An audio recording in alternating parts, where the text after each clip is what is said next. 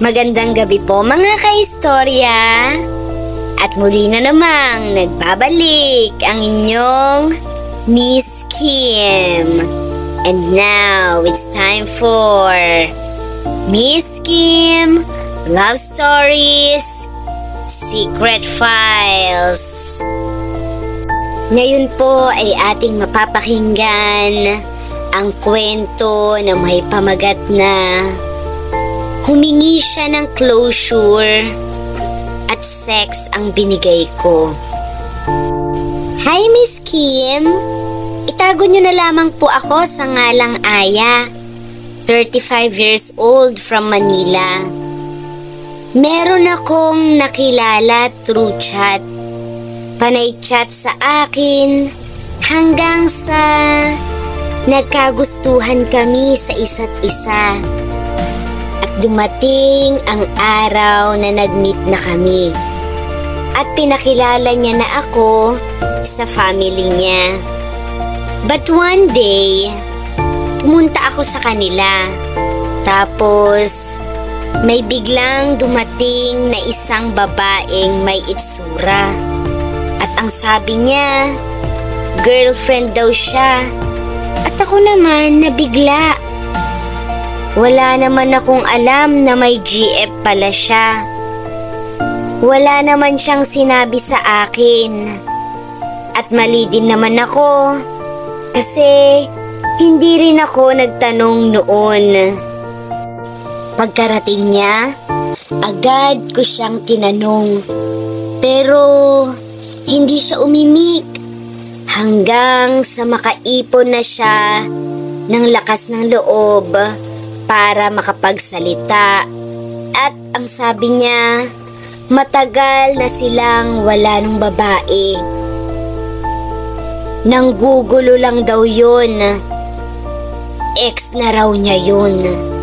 Naisip ko, posible din naman kasi wala naman akong nakikita sa social media na may girlfriend siya.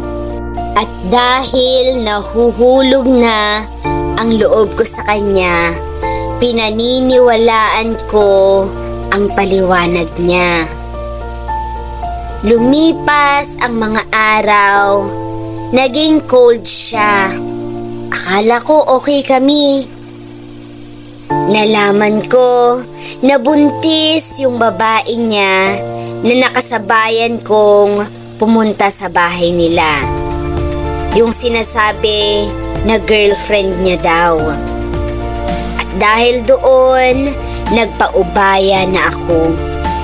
Ang sakit noon sobra. Binitiwan ko na siya. Ayokong makipag-usap sa iba. There were times na pumupunta siya ng bahay kahit 10 oras na ng gabi para makita o makausap ako. Nagkabalikan kami year 2023. On and off yung relationship namin.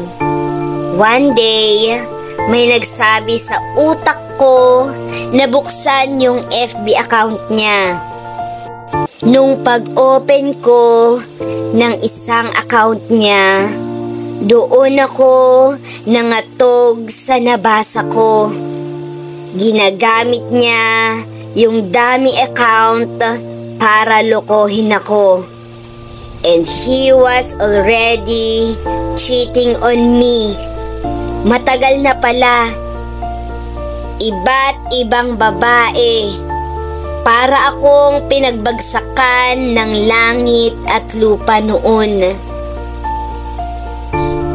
Damang-dama ko yung sakit. Nanginginig ang kamay at paa ko.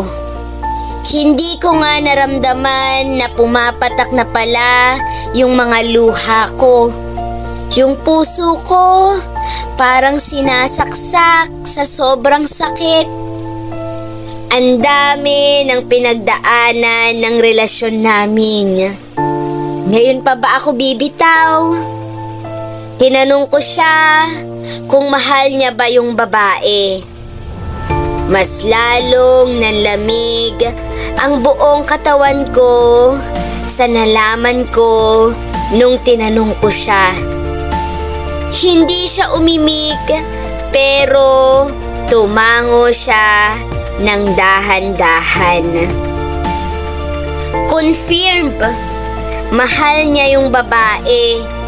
At kahit alam kong mahal niya yung babae, sinubukan ko pa rin na magmakaawa.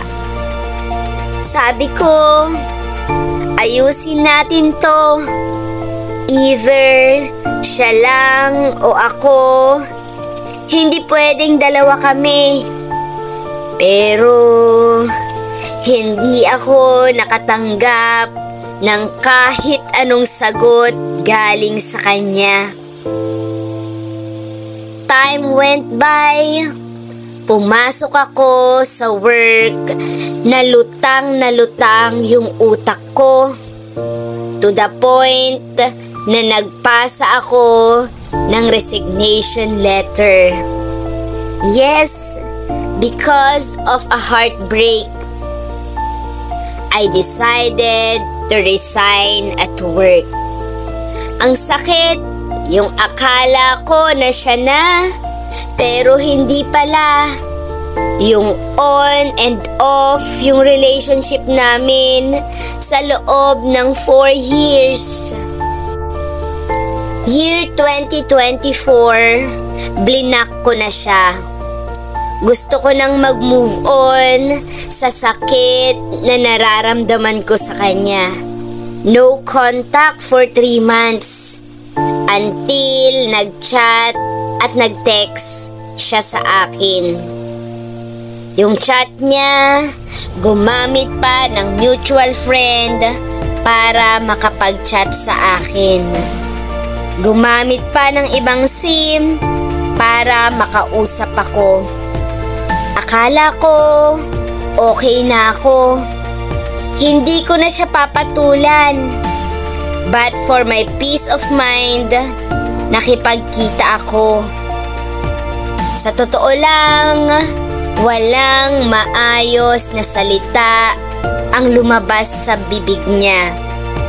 Hindi kami nakapag-usap ng maayos. At ang masakit doon ay may nangyari pa sa amin.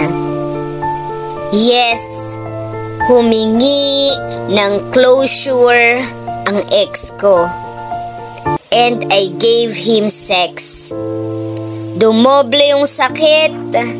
Para akong naging parausan.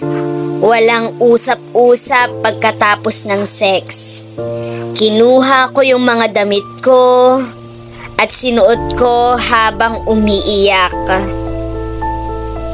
Alam mo ba kung ano ang nagpasakit sa lahat? Bago ko lisanin ang lugar na yon, ang sabi niya, paano na naman yan? Nagkasala tayo sa bago ko.